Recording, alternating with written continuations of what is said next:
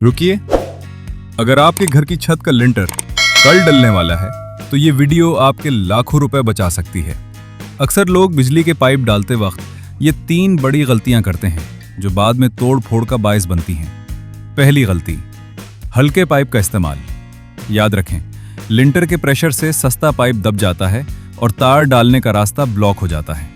हमेशा बेहतरीन क्वालिटी का पाइप इस्तेमाल करें, जैसे हमने यहाँ किया है। दूसरी गलती, जोड़ों पर टेप न लगाना।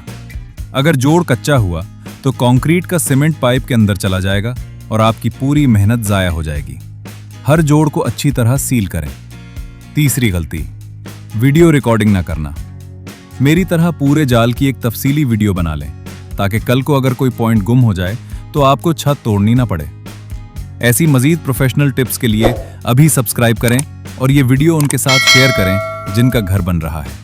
शुक्रिया।